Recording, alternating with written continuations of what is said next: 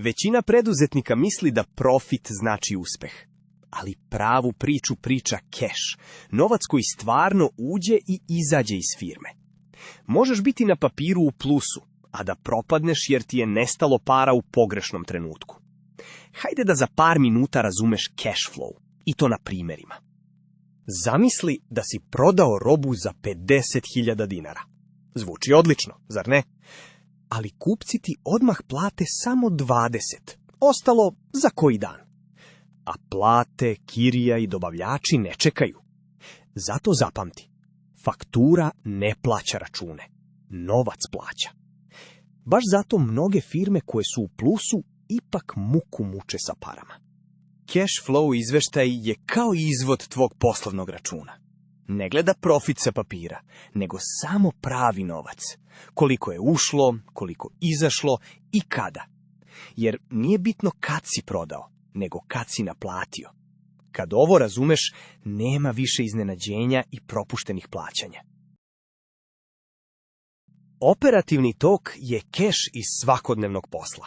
Ono što naplatiš od kupaca, minus plate, kirija, struja i dobavljači. Primjer, naplatiš 30.000, potrošiš 28, tok ti je plus 2. Ali ako kupci plate samo 20, odjednom si u minusu 8, iako posao naizgled radi. Poenta, naplaćuj brže, jer profit ne vredi ako pare kasne. Investicioni tok pokazuje šta ulažeš u dugoročnu imovinu. Mašine, opremu, vozila. Kupiš mašinu za 20.000 i tok ti je u minusu. Ali pazi, taj minus je zdrav, jer ulažeš u rast. A ako prodaješ staru opremu, pa ti je tok u plusu, to ume da znači da se firma smanjuje. Zato uvek pitaj zašto se novac pomerio, ne samo u kom smeru.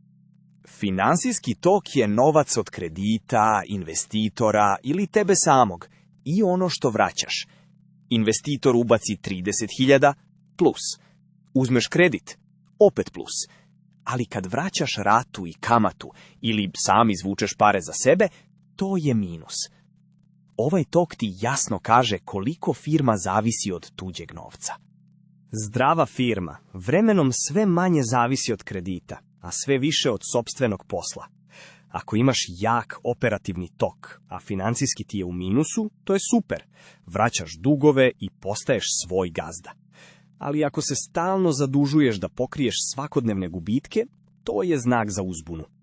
Krediti treba da guraju rast, a ne da kriju rupe. To je cash flow, 3 toka koja ti pokazuju istinu o firmi. Operativni, investicioni i finansijski. Zapamti jednu stvar, profit je mišljenje, a cash je činjenica. Prati kuda ti novac stvarno ide i bit ćeš uvek korak ispred. Ako ti je ovo pomoglo, primeni ga već ove nedelje.